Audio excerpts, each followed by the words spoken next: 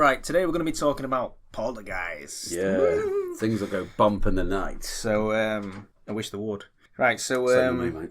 but before we get into that, I just want to say a big thank you again to the Hillbilly Horror Stories for having us on, and a big hello to everybody that's come over to listen to us from listening to that show. We welcome you all. Hopefully we're going to have Jerry and Tracy on soon talking about Springy Old Jack in the not-so-distant future. So that should be really fun. I'm looking forward to that. Right, a couple of shows just to mention. We've got the legend Jim Harrell coming on this week. A little interview with him. You'll all know him. You'll be familiar with him from the Paranormal Podcast, The Campfire, etc., etc. He's got loads of stuff out there. So if you haven't heard of him, go and check him out. He was great. And then we got, because we brought up during the Hillbilly Horror Stories, we brought up the Hellhound. So we thought we'd just do a quick show on Hellhound. So hopefully those two shows will be coming out this week as well. Right, so reviews. We got a great review from Jodie. A review. So that's her first Australian review on iTunes. Which is good, yeah. Obviously, she was kind enough to actually send me the review itself, because otherwise I can't see the Australian ones, and I don't want to bore you with that. I know we've got a few listeners in Australia, haven't we? Been talking to Jodie over Facebook as well. So the easiest way to find our Facebook page is to just follow the links. If you click on the picture on the iTunes, you know that it spins round. You've got the link there to the Facebook. That's probably the easiest way. Probably same on Stitcher. Probably it'll be in the description there. It's probably the easiest way. Then we've got another review, which was by Reptoad, and I like his. He says great topics. And he says more creepy cave tunnels, underground stuff, please. So maybe it is some sort of Reptoid, but possible. That's coming up. We've got we've got some good shows a coming great up. guest coming on, folklore and all that. So we might get into some of that with her, because looking forward to that. Remember to bring that up. So you found a story. Yeah, this is a actually young lady that's been haunted in York, is it? Yeah, this is from the Daily Mirror. Her name's called Tacy Bruce. I mean, we're going to have to try and get this lady on, aren't we? Obviously, to her experiences, when I can find it, when I've actually get to an email address or whatever. Anyway, now, she claims she has been forced to leave her council flat by evil spirits. Now, Tacy lives in York, in a council flat. She said that she had to move because these evil spirits in the house, they was attacking her and her baby son. She said that despite her home being exorcised 3 times, it is still inhabited by ghosts. So the council did move her then? No. She had to move in with the mother. Oh, shit. So obviously they would not. The council would not rehouse her. Okay, well that's fucking bunch crap. Of shit. Yeah. You know, I'd gone there and Anyway, that's another. So anyway, she said it's still inhabited by ghosts, which can take the forms of a child, man, or animal. Now she's actually got a photo. It's actually on the Daily Mirror website, and you can see it. I look at this photo and I zoomed in, and I instantly got an animal. Definitely, I think I got a dog. So she does say that her and the baby's son have been scratched. I don't think it's the man that's doing it. I think it's the dog. So I think it's an animal problem, not really. Anyway, I'll get into the story. Anyway, she said they have also moved items around the one bed. So also it's a load of poltergeist activity with things moving, go to one room, another room. Well, the paranormal activity has seen also toy cars make noises. I've seen all this before anyway.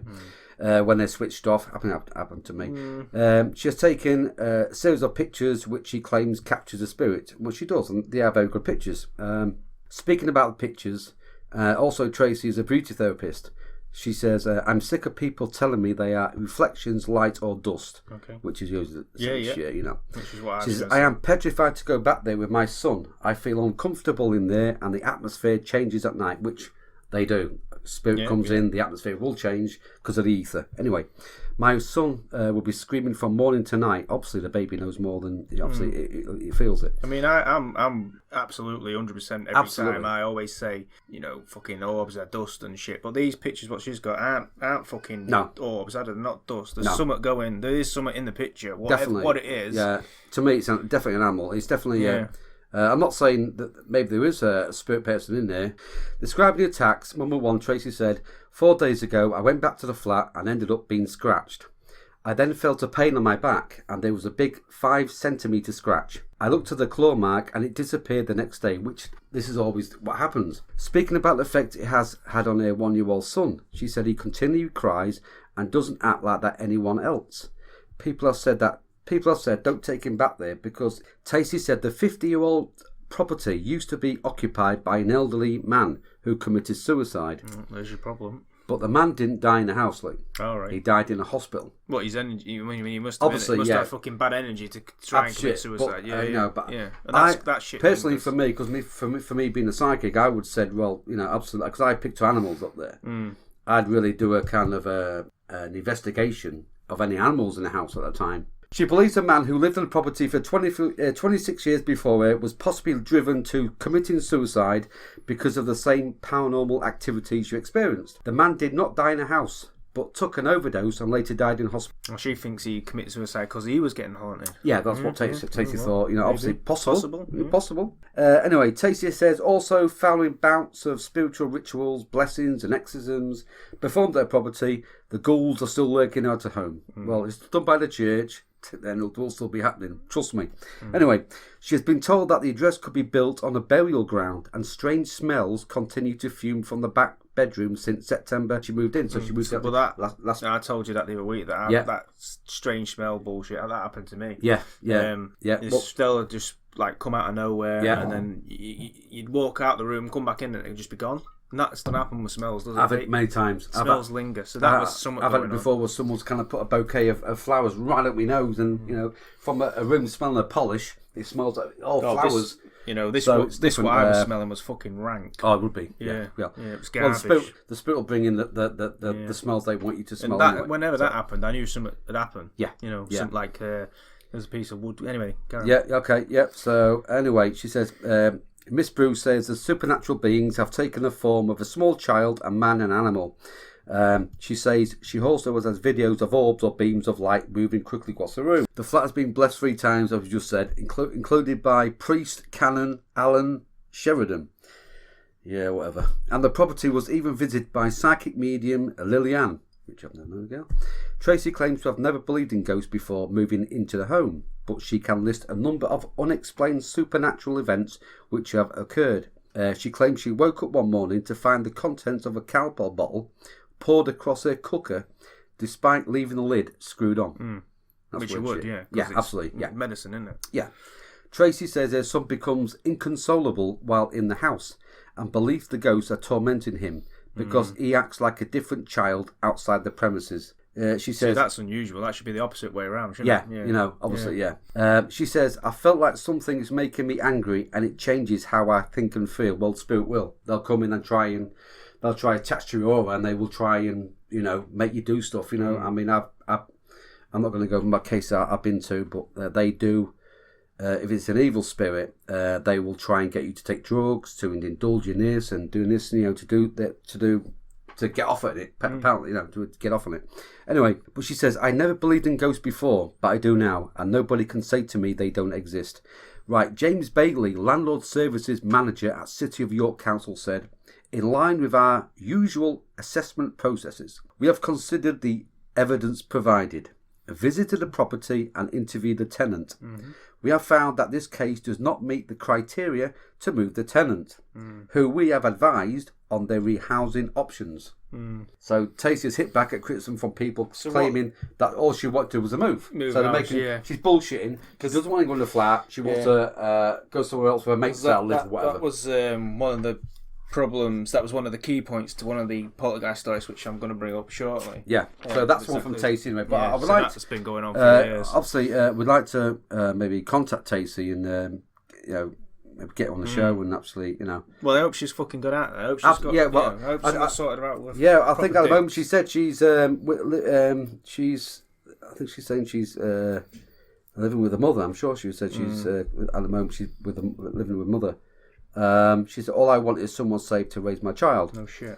Absolutely. So, my views on the church and their stuff anyway. So, this energy, that's not controlled by any body. No. And body in a... I mean, if your spirit comes back in and he wants to, they'll stay. A lot of these things move on their own. Absolutely, eventually. Sometimes you can get some sort of healing, or you can get them to move on. Yeah, but they have to be willing. Sometimes they won't. Yeah, if they don't want to go. Like the one in Nunsall, we had to be knocked down. You know that had to be. Taken out. Houses had to be knocked down. Absolutely, yeah. And they'll never build an house there again because it'll just come back. Yeah. And so poltergeist then. So the noisy spirits, aka poltergeists. Yeah. I think noisy, pol actually means to cause a racket, in German, yeah. So, but anyway, we call them noisy spirits. Yeah, well, the poltergeist, what they do, that they want to create noise to get your attention. Yeah. That's really what it is. So, with the poltergeist, before I go into the story, I'm more of I believe it's energy rather than I don't think it's a deceased fucking person. Yeah, sometimes it is. Sometimes it is. I've been into places and I've picked up people who think I've been to one house last year, and they thought it was a poltergeist. It was just a guy who died in a house, and that was it. It's fine. It was okay. I think most ghosts on their own are just normally even the residual ones don't show. You get the odd one where it'll warn you. It'll come back and warn you. Yeah. That's a in family general, member. Ghosts don't show much intelligence, whereas the poltergeist seems to. So that's what makes me think it's some sort of energy, which has got its own conscious, if you like. Well, when we talk about consciousness, all we're talking about is wave. Yeah, we're talking. We're talking. Energy, you're talking when a person passes over, he doesn't end there. When he goes over to the afterlife or spirit realm, whatever shy he goes to, he'll have the same emotions, same memory, same shit. If he's a bad person, he's going to be a bad person over there. But I don't think it is a person. I think it's energy. But sometimes it is bad energy. Yeah. It can be bad energy. There's a lot of energy, but not being used, so it goes somewhere. Yeah. But this is my favourite poltergeist story. It's called because. They named the fucking poltergeist, and they called it Pete the poltergeist. So, so they give it a name now, do they? So this took place. Showing a female. Yeah, it was a male. Well, there's no to see it. So, okay, yeah, right. But funny enough, though, they named it before they saw it. So, but anyway, this happened back in the 1980s in Cardiff. It happened to John and Pat Matthews and the brother of John, which was called Fred. And what essentially happened is they had a shop which they repaired mowers. It was a mower repair shop, lawn mowers. They did cars and other stuff there as well, but mostly fucking pretty agricultural area, and they worked on mowers. So they've been there quite a long time. I think they actually had the shop for 15 years before anything started happening. Again, these poltergeist type hauntings can just come on like that, and they can just go just as quickly as they come. Yeah. So first thing that happened then, John and Fred were working away. And they had some stones on the corrugated roof, right? Rolling down the roof, and they thought straight away, some kids pissing about. So John goes outside and he has a look around. There's nobody there. So he comes back in. He says to Fred, he says, "Well, there's nobody there." And Fred's like, "Fuck off! There's got to be some. I just heard a fucking stone on the roof." He says, "Honestly," he said, "I've just been out there. There's nobody there." And with that, they had another one. So he goes out again. And there's nobody there. And again, you can see quite a ways around this place. And if there's any kids, you'd see them. And so that was the first thing. And they thought. It was unusual, but just forgot about it and moved on. Usually for attention seeking, yeah. So, so like I say, so Fred thinks he's taking the piss. Anyway, a few days later, they were working and little tiny nuts and bolts started shooting across the, you'd hear something go ping, and what the fuck was that? And they'd see a nut. Come off, yeah. And they think, maybe it just rolled off the shelf or whatever. And then they'd be working away, then another one would happen, ping, and then. When it happened frequently enough, they thought, hang on a minute, this isn't fucking falling off shelves. This is... So they've been here for 15 years. Yeah, nothing happens. That's it. And then this is just starts happening. It's just starting happening, not dying. Okay. So it just starts going nuts and bolts fucking flying all over. And there was a lot of, all three of them witnessed this. John, Pat and Fred at this time, they'd witnessed these bolts being whizzed across the figures. And then shit started happening where it started ramping up where... the goods close up at the end of the night, and he go in his pocket. Where's my fucking keys? I can't find my keys. Have you got my keys? No, I thought you had them. Well, I did have them, but I can't. And they'd look around for 10 minutes, be looking for the keys, and then all of a sudden, they just get chucked down the corridor. In the middle of the floor, they just appear these keys out of nowhere, and they'd lock up, and that. I mean, that in itself is these objects manifesting out of nowhere. That's. Again, we're talking poltergeist activity. But are we talking then? As in poltergeist, are we talking a mischievous spirit then? Well, or are you talking about bad energy? Most of them sort of. Some that come in. Yeah, some of them go and turn, and then they go right off the rails. But that's right. But this one was pretty good because they come in the mornings and that, and they had like a tiled ceiling, like a polystyrene type ceiling, and they come in and they'd be. Fucking money stuck up there with darts. Like £5 notes, £10 notes. Fucking hell, this is alright. So he's into money then. Yeah, so if this Pete wants a new home, he can come and live here quite happily. But Go to the bank, get me some money, mate. Yeah. So I mean that was interesting. You know, everyone thought it must be you. You know, you locked up last night and you must have fucking done that before you locked up. So when I walk in, that's going to be there. So they all sort of blamed each other. So it come to an end really, where they all said, "Look, is it you?" And they said, "No, it's not. Is it? I thought it was you." And I said, "Right, we're going to have to test this." So they all gets there one night. They lock the shop up. It's just them in the shop. Put all around and said, "Right, come on, hands on the table." So they all stood there, hands on the table. And they started asking questions. And they said, "Come on then, if you're here, give us a sign, you know, throw a stone." And then a stone across the land. And they're all like, "Oh, you know, what was that?" You know, so they said, "Right, we'll have to ask another question," because, you know, he said, "You know what?" One of them said, I think we should be writing this down. You know, if anything happened, then all of a sudden a pen just appeared. Yeah. Out of nowhere, just a pen just dropped on the table. So also, he wants to write it down. Well. So it says, "You write me down." Maybe, the information, absolutely. So then they thought, well, they're really thinking, well, actually, it can't really be any of us, you know what I mean? Yeah. At this point, but they still wanted to go on, so they was asking for mower parts, and like one of them, he asked for a spark plug, and the plug just appeared on the table. Well, obviously we know it's got to be is it an ex-employee or someone who's... I don't know. You know, this went on for 2 hours. These asking questions, and obviously, anyway. They needed to get somebody in who could deal with this. So they got in touch with a local university, and they got a guy called David Fontana, who was a professor of, he was a lecturer and an expert on metaphysical and paranormal phenomena. So they got him in.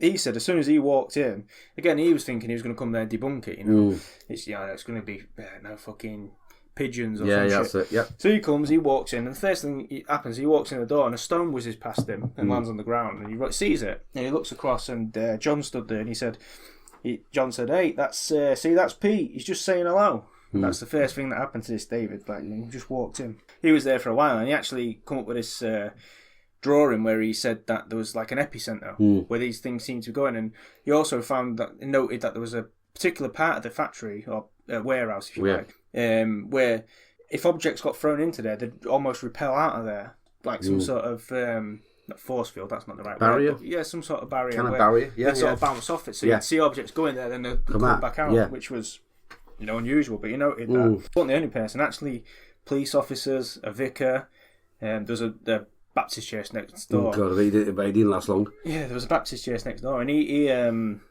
said that he was there one night, and he heard stones being thrown at the window. So he obviously comes to the window, looks out, upstairs window, and he looks out, there's nobody there. Oh, that's a bit fucking unusual. Anyway, it happened again. So he goes downstairs, checks the grounds, nobody there.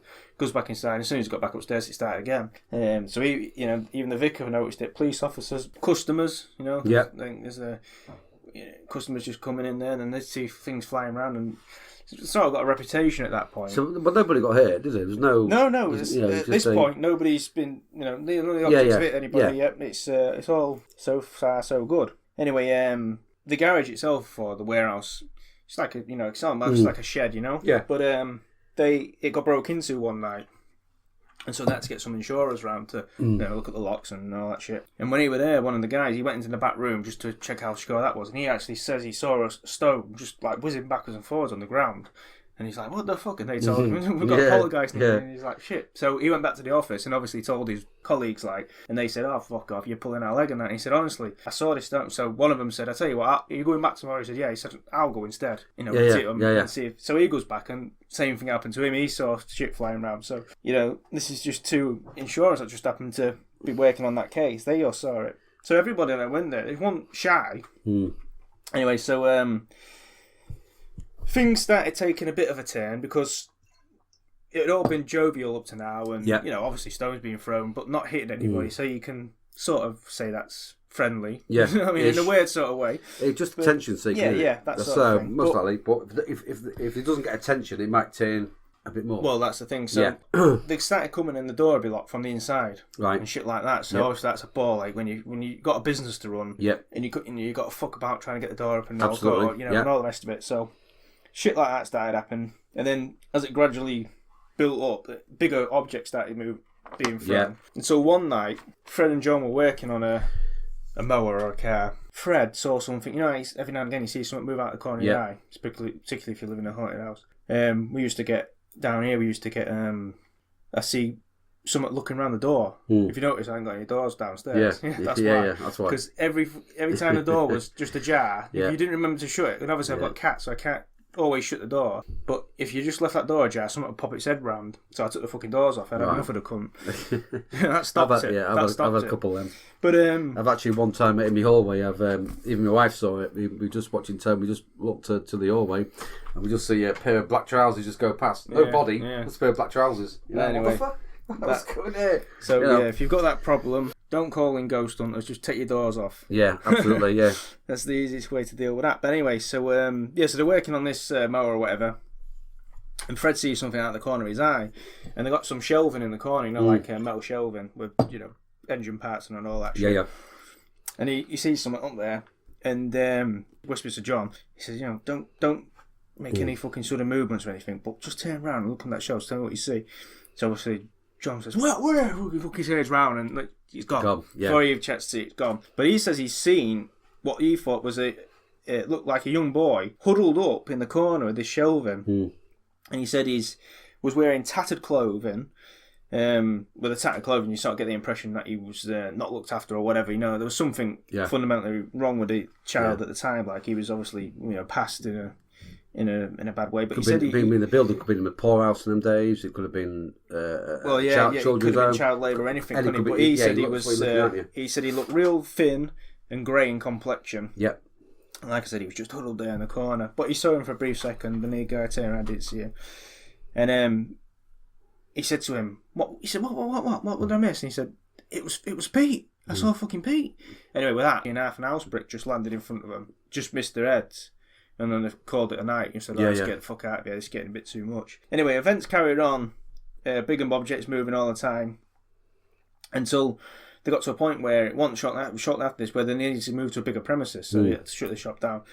And they thought that'd be the end of it. Shut the shop down and moved on. And Pete actually followed Fred home. They do. Yeah, some do, yeah. Well, it happened to him, and he started noticing things moving around his house, so he couldn't find stuff. Yeah. That's how it started. Then he'd had pictures on the wall, like you have like a picture frame with a glass front and a picture inside. Well, when he come home, all the pictures would be turned round inside the picture frame, which is, so it's not like someone's just brushed past it and it's moved. This is inside the glass, which is really fucking weird. But things started going on at his house until, his wife was involved and she was a bit not so comfortable with it being there. So they got a medium round. And the medium told him, he said, I think it was a woman actually, but she said, any objects that you see appear, smash them, just break them. And they did that, and that seemed to calm it down, breaking the objects like through. So, I mean, wouldn't be great if it threw your fucking PlayStation at you, would it? No, smash your fucking PlayStation. But anyway, your mobile phones. Luckily, it was only throwing little shit, so just breaking that, and that seemed to calm it down. And eventually, they moved out the house. So, and I presume. Do you know in Britain you have to tell people your house is haunted before you let them buy it? That's a law. People got sued because they moved out the house. Sorry, this family moved into an house, and straight away things started happening. They should have noticed because the house was like rock bottom price. Yeah, which is a clue, isn't it? Yeah. If someone's trying to sell an house, you're saying why is it fucking doesn't add up? Yeah, why is it cheap? But anyway, they should have noticed. Anyway, they tried to sue these people and they took them to court and everything. And I think they had to pay them some compensation for not telling the house was haunted. But the second one I got here is this happens to the Farhays in Galloway in Ireland. It's in Ireland, isn't it? Yeah. And similar to what we was talking about earlier, actually, because when the press got involved in this one, they thought straight away, he's just trying to fucking get out the flat. Yeah, they want a new house. You know what I mean? Yeah, it's a bit dubious about it. Yep. So that's still going on today. I mean, this was like the 1980s, but it's not an easy one to dismiss. Like the other one, it's got plenty of independent witnesses, and we'll get into it a bit later on with journalists and stuff like that. Yep. But it all started with a smell of piss, right? So again, they've lived in this house a while, and then all of a sudden there's just started smelling urine, real strong, and you expect it's like a blockage in a pipe or something like that. You expect to smell it in maybe the bathroom or the back of the house or the kitchen area, where the pipes run under the house. But they're smelling this throughout the house. And it got so bad that they had to call the council out. And the council come and checked all the pipes. Said, there's nothing wrong with the fucking pipes. We don't know where the smell's coming from. Anyway, that went on. They put chemicals down and sealed all the drains. And honestly, they couldn't find anything wrong. And that lasted for a month. I mean, can you imagine that? Living with a smell of piss Anyway, there was nothing the council could do. They checked, honestly, they checked everything. Yep. And there's proof, right, because it just stopped. But that was the first thing that happened. Then the noises began. Yep. So a month later, that the guy wakes up and he hears banging. And so he goes straight into the baby's room. So he thinks, someone fell out of the baby's bed, that usual shit. And looks in there, nothing problem there. So he goes back to bed. He says, but this happened a few times. They started hearing these strange bangs on the night time. And then the eldest lad, he was in bed with his Mrs. Mary. And about 3:30 in the morning, and the bedroom just lit up, and she woke him up. So what? And he said this light was so bright you couldn't even look at it. It was brighter than daylight. It's absolutely bright. Emanating some sort of massive orb and coming in the bedroom. They just put their heads, put the covers over their head, and eventually it dissipated. Yeah. But again, things start building, and the father comes home one day, and his wife says to him, "I told you not to buy that fucking shit paint." And I said, "What's up, shit paint? That fucking paint, So she goes upstairs and she takes him into the bedroom, and she says, "Look, the paint's crumbling from the ceiling," and it was all over the floor. Anyway, he got down on his knees and had a look at these paint chippings, and when he picked them up, there was eggshells. This is an upstairs bedroom. He said, "This isn't paint, this is eggshells. Where the fuck eggshells come from in the middle of a bedroom, a very, very active house. And you see stuff, don't you, with poltergeist? You see odd things in odd places. And they bring stuff in, don't they? They seem to, They can manifest things from nowhere. What's it called? Is it teleport? There's a word for it, isn't it? Yeah. I'm sure it's teleport, but they bring through the ether. Yeah. They bring stuff through, or could bring jewellery. What was one account where portation or something it's called. Teleportation, something like that, isn't it? No, I think it's got its own name. Portation, is it portation? It's got its own name. Yeah, it has, yeah. I remember that because I did a show. Yeah, so obviously word gets around, because obviously they're telling people, fucking house. Anyway, word gets around, then it culminates in a guy knocking on the door, actually, and saying, "I've heard you've had some goings on," and he said, "I want to tell you a story." He said, obviously, before this house was built, it was quite a modern house. He said, there used to be a farm on this land. Nothing else on this land, just a farm. Just a farm.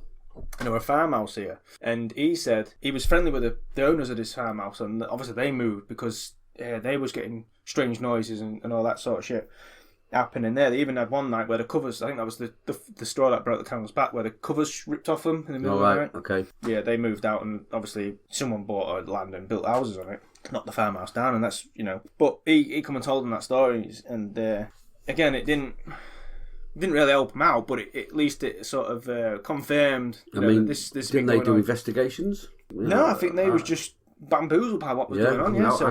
At least. They give them some sort of confirmation that this has happened before. It wasn't just them. They're not going mad. Anyway, the eldest daughter, she was at home, and everybody else was going out for the night or whatever. And she had the baby upstairs, and the baby's called Sarah Louise, and she hears her crying, so she runs upstairs. And as she gets to the bedroom door, the door slams shut. So the baby's in the bedroom, and the door slams shut, and she cannot get the door open. And now she's fucking panicking. Yeah, absolutely. That's bad news, isn't it? So she goes next door, gets a neighbour, and the neighbour comes back with her. And as soon as she goes to the door and opens, it just opens. Yeah. Anyway, the baby's fine, luckily. So, but she said, "That's it. I'm not fucking stopping here anymore." So she comes downstairs, and I think the lad came home with his missus, and she said, "What are you doing outside the house?" And she told him what had happened. And he said, she said, "I need some stuff in there for the baby. I can't." So he went, "I'll go and get it." So he goes inside, takes his missus, and they go inside and start gathering stuff up for the baby. Nappies and toys and shit. And as soon as they start go in the house, they start hearing pictures fly off the mantelpiece and just banging upstairs. Someone's pissed. Yeah.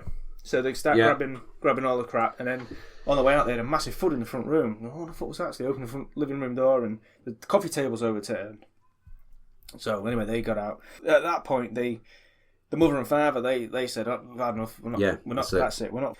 So they fuck off, and there was family or whatever, and spend a couple of nights there. But in the meantime, they'd left a dog in the garden, so they rung the neighbour. They said to the neighbour, "Can you just hop it over the wall and feed the dog?" So they said, "All right, we'll send our lads." The lad gets it in the dog food, jumps over the wall, is feeding the dog, and he said, "Do you see the house, the light?" He thought the kitchen light came on. Anyway, he sort of looked, and then it went off, and then he looked, and then he sort of thought, "Well, it's a torchlight, But then he just looked at the house, and it started flashing all the house, just proper, Okay, no. bright Yeah, lights, absolutely. not like yeah. not like a light going a lot on. of shit going on there, mate. Yeah, and he said Yeah. it jumped over. He said he nearly pissed himself. When you see that going on. So that was that, and then a couple of days later, the family comes back, and they've had time to gather the thoughts and all the rest of it, and they think, right, we can't, it's our house. Yeah. So they come back and they go in the house and literally walk in and everything's fucking smashed. There's shit all over the place. Again, like obviously the coffee table's already upturned, but there's just stuff over there. So they said we can't stop here. We'll go next door. So they actually and the whole family steps on the floor of next door's house. On the living room floor. Yeah. So that should tell you something's really going on. But they wanted to get proof, because no one, the story's getting around, but no one believed them. So one of the ways they could get proof was because there's noises and bangs and all that. So they got a tape recorder. They went upstairs, put the tape recorder on the floor and that, and then they asked the question, is anybody here? And straight away the tape recorder flipped over and the tape popped out, and they kept growling. Yes. So they come running out of the house, and as they're running down the house, they hear a baby crying. Obviously the baby's not there this time; he's next door. She's next door, and they hear this baby crying. So they're like, "I can hear a baby crying." So they run out of there, and the lad's girlfriend, that Mary, she was there. She said, "I can't hear no baby." So she goes in the house and goes upstairs towards this where they said the baby was crying, and she hears the baby, but as she gets to the top of the landing, porcelain jug flies at her and smashes on the wall next to her. So obviously things are getting a bit more... Yeah, getting more dangerous. So obviously she runs out at that point. They didn't want to get in touch with the church because, like I say, word gets around and all that, but they've got no choice now. The who you going to call situation, you end up... So they end up in a situation where they have to call the vicar. So he comes out, priest comes in and he says, "I'll tell you what, I'm going to do a mass and cleanse the house and all that shit." So he's there, and they're all there, gathering, and they're all holding hands, and he starts doing the Lord's Prayer. And as soon as he starts it, they hear a baby crying. Now, the father said, as the priest was doing this, he said, he started, "Our Father who art in heaven," and as the baby started crying, he said, "I was going la la la," to try and drown it out, because he could hear it, but he didn't want to say, "Shit, I can hear this," you know what I mean? So he tried, and obviously he does the mass and does the prayer, and that's it. That's the end of the story. Yeah. No. Obviously, because... No way. You can't leave it at that, Lee. You can't leave it at that, no, man. You've got to tell more, man. That normally doesn't help the situation. In fact, it makes it worse. Sometimes I've said this for years and years. Sometimes it only makes it worse. That really can... It pisses them off, mate. So... Yeah, carry on, mate. That was that. It didn't end there, unfortunately. Word's got around now, so the paper comes knocking. Yep. And I think it was Adine's Sheerness. That was her name. The journalist who come. Okay. And again, she said, she's quite open. She said, "Look, I come and I thought, this is just bullshit, I've been sent, the editor said, oh, you're closest, you go and fuck yourself, fucking hell." So she gets there and she thinks she's just going to 10 minutes there and she'll be on the way home. So she said she'll spend the night there. That was agreed. So she gets there, she knocks on the next door neighbours because they're still not home. And the mother and father said, "Nope, we're not going in." She said, "Well, I can't spend the night on my own, I need to know what's going on." So they said, "All right, well, the lad and his missus will stop you." So that's what happened. Michael and Mary stopped there. So they're going to the house. And she said, again, she's here to debunk it. In all fairness to her, she doesn't think, that's definitely a ghost. So the first thing they tell her is, "Oh, can you feel this cold spot in the kitchen?" And she's like, "No, can I fuck?" You know what I mean? And then straight away she's thinking, "Are these having me on?" Again, they're fully expecting these family just wanting to move house and all the rest of it. They get to a different council house. That's fully what she's expecting. So she starts the staying cold spots and that, and she's just writing. She's literally sat there writing up. Went to the house, didn't feel fuck all, blah blah blah. Anyway, with that, all this commotion starts banging around in the living room, and they're all sat in the kitchen. So they run and open the living room door, and she said, as soon as she opened the door, you could still see the dust. There was a big China dog sat next to the TV, and that was squashed. Flat, broken, China. There's just dust in it. And the TV was pushed back, and some of the pictures that were on top of the TV, you could see where the dust was, where the pictures had been made. Obviously, they had gone, they'd fell off the dust, so she knew straight away something was going on. Again, they heard noises and all the rest of it. I'm not actually sure if they spent the whole night there. I think that was enough. I think a few hours did it, I think. She gets out of there. Yeah. So anyway, she puts the story in the paper, because she just tells what happened. So that's the local paper. Okay, so then the big paper gets involved then, and they send the journalist down, investigative journalist Declan White, and he also brings along a renowned psychic called Sandra Day, I think her name was. She's around to them, not to me. But they turn up and they say, look, we heard about this, can we come in? And again, he's fully expecting nothing to happen. Yeah. As soon as well, actually, the family didn't want to go in at this time. They said no. But she convinced a couple of them to come in with her. She said, look, we're going to do a sale, we're going to fence the house and that. Anyway, she went in on her own for a bit. She comes out, she says, right, I'm ready for you. I know what's going on. I think I know what's going on. Yep. She goes in and they sit down and starts doing this seance. Obviously, the journalist, he sat there, it's Declan White. And he says it sort of went on like she sort of said, right, I'm picking up a child, the murder of a child.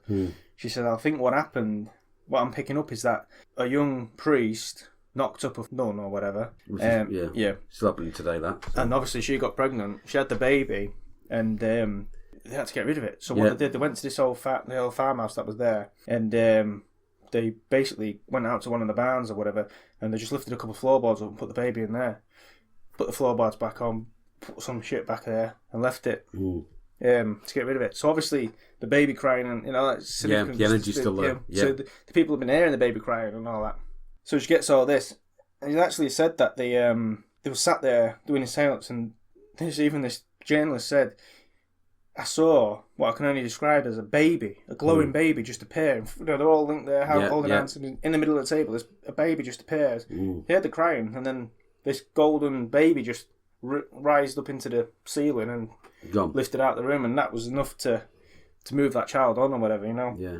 So maybe the child, the entity, well, not to the child, the baby was dead, but the entity, which was the baby, just wanted to be recognised. Yeah, it was definitely from the energy of that. Yeah.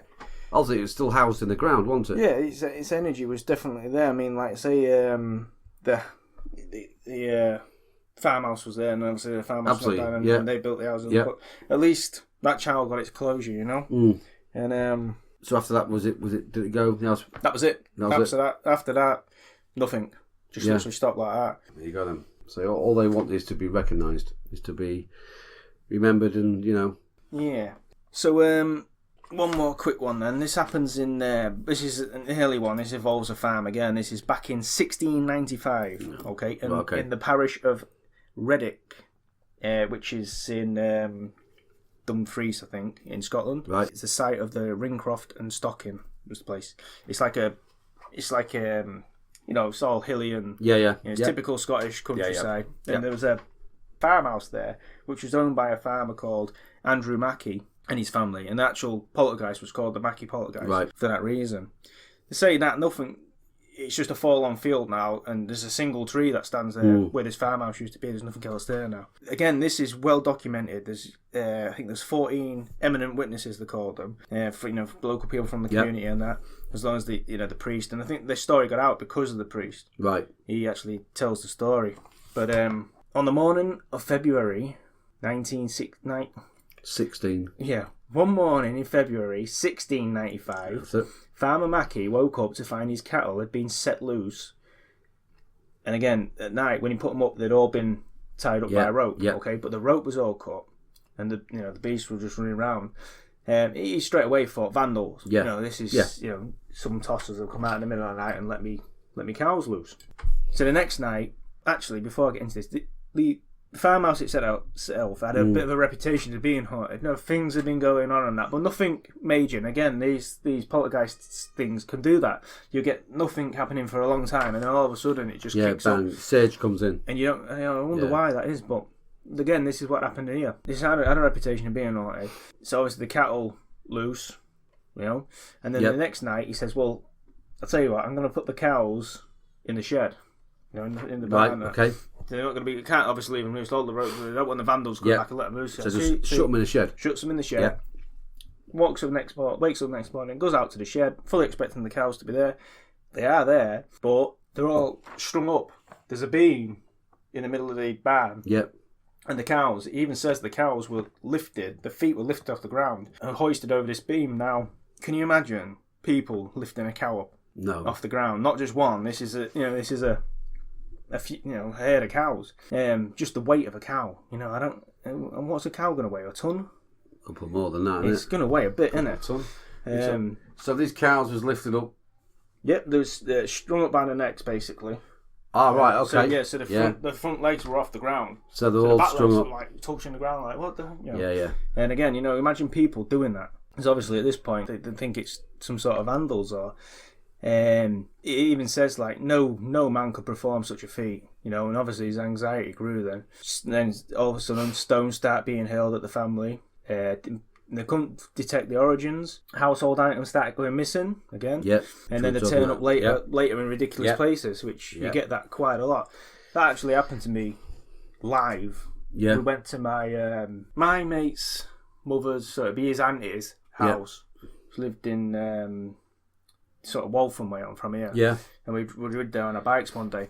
And they said they had a ghost and all that shit. And I was like, no, fuck off. So he said, I'll tell you what, right? We'll put these keys on this. They had like one of them hooks where you hang keys on in the kitchen.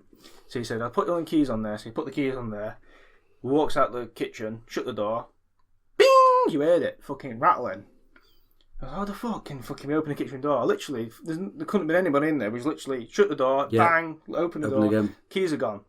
And it took us about a quarter of an hour to find them keys. There was inside a cupboard, inside a cup, in the cupboard, just inside, Yeah, there you go. And he said, oh, that fucking happens all the time. He said, I have to get up early in the morning to go to work because I don't know how long I'm going to fucking take to get out of the house, you know what I mean? To find his car keys Can't and live like that. Yeah, you can't, can you? But that happened to me live, that happened, so again, that's weird shit, isn't it? Anyway, shortly after this, they started noticing fire, the smell of fire, which is, summoners with a gin and all those that's right, tauntings. But they'd seen some of the sheep actually caught fire. He'd go out, he'd be tending to his sheep. So we're talking about human combustion here, aren't we? About combustion. He's tending to his sheep, and then one just fucking coke goes up. What the put that cunt out? But he's noticed in fires around the house as well, like small fires where they've been started, where it's tried to get going, but it's not taken. So then it starts, it's really starting to get violent now. Visitors that came were cruelly beaten with stones and staves by the unseen entity. People were even dragged about the house by their clothes. So it's really, one blacksmith narrowly escaped death when part of a plough was hurled at him. Small buildings on the property spontaneously burst into flames. And again, and chunks of flaming peat were hurled at them. And again, I think peat you can use as you can. You can dry it out and use it as fuel, can't you? So that was hurled at them. And said that a human shape, and I guess this is the words of the priest because he was the one who let on all this. But he said a human shape seemingly made of cloth. So I don't know what he's trying to convey there. He's obviously trying to put it into English, what he's seeing, made of cloth. So we're looking at some sort of textured creature, or I don't know. But he says a human shape seemingly made of cloth appeared groaning, and it said wish lish. At this point, like I say, it's getting ramped up and that, and they think this is where they get the priest in. So the priest does his stuff. Yeah. So the family and neighbours became perturbed by. And they enlisted the aid of the local clergyman, a Reverend Alexander Telfair, whose account was supported by 14 upstanding members of the Scottish community. So, so it's not just him, there's 14 other people witnessed this as well. Each of whom bore witness to the poltergeist manifestation. Telfair recorded that the entity threw stones at him, beat him several times around the shoulders and side with a great staff. So I'm guessing he's just talking... like he felt like he was hit with with wood, it was a decent whack. He said even the people that were there could hear the fucking blows. So it's physical. Yeah, absolutely physical. I mean that's this thing got up a piece of wood. Yeah, Mrs. McKay, she actually found a small pile of bones unearthed. He said that it was wrapped in flesh, a loose pile of bones. So obviously then there's witchcraft and murder suspected at that point. We're going to rituals here, aren't we? Yeah. Maybe someone put that bag of thing in there and then the shit started happening because it's like voodoo. Is it stuff April 8th, a magistrate in the area came up with an idea. He appealed to the lair of the colony, whatever that. The lair was actually the person who owns the land. Okay, so he's the landlord of the land. Landlord of the landlord, yeah. So he's appealed to him to find anybody that had lived in the house before and make them touch them bones and see if they've reacted. Anyway, 5 people were found that who used to own that property before, and none of them reacted to the bones. So obviously it was a good idea, but it didn't help. So the next day then, so they give up on that idea, and they got started beginning the exorcism of the place, and actually said that it was proved to be a almost hopeless task, and they was there for two weeks, I think. Don't trying to get rid of this, but they said a few of them, Telfair claimed, something had grabbed them by the legs and the feet and lifted them into the air. Obviously, this is getting out of hand. They're doing a prayer every night, but it's not seeming to make any difference. Not for it won't. They even could hear things flying around outside and that, and there's even said that there was a hole appeared and to be ripped from the roof. 2 weeks in, still there, 26th of April. The evil spirit spoke. So this is where you're getting the energy's really building now. If it's getting to the point where it can speak. So they said with a few furious oaths and a number of hair-raising curses, it told them it would take them all to hell, and it said, "Thou shalt be trouble till Tuesday." It's obviously had something booked on Wednesday. It's super busy. He want the weekend off. That's what I want. So thou shalt be trouble till Tuesday. And that was okay.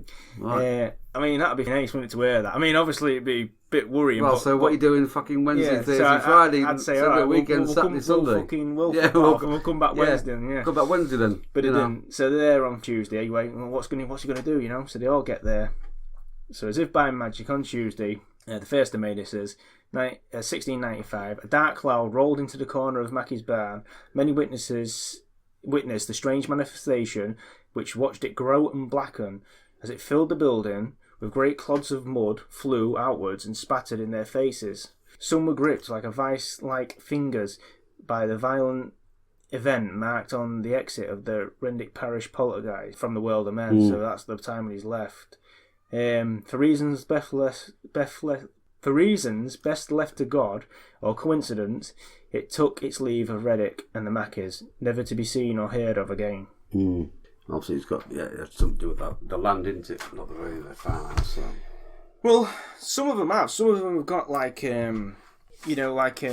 something you can drill down to, and you find, this is it. This is the reason why this is here. Yeah. But again, that just seemed to be. You have this farmhouse and there's stuff going on all the time, all building and all the rest of it. Maybe the link is the pile of bones, isn't it? Well, maybe, but it just seems like it just weird how it all of a sudden it just ramps up and then it's gone. But maybe it's allowed to stay there for a certain amount of time. It's got a certain amount of time to do something and go. It's got no more. That's it. I wonder where it went.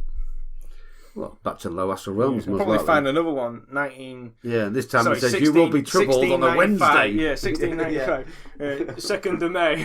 This fucking house got. Anyway, so that's poltergeist. So well, take it as you want. I still think it's energy. It's both. It's energy, residual energy, and it's also the departed. But just before we go, just wanted to mention if you've got any questions for us regarding any paranormal subjects, something that you want us to cover, or just any general questions, if you want to know what our favourite fucking cheese is, then just send your questions to dbtopodcast@gmail.com, or, do it via the website, whatever, or Facebook, Twitter, and we'll try and compile them all and answer some on a future show. But again, I've been talking to people from Canada and Australia this week on the email, so it's all good fun. So, just drop us an email, it's not a problem. I'll answer all of them. So that was Poltergeist, hope you enjoyed. But, so we'll see you next week. Yep, thank you.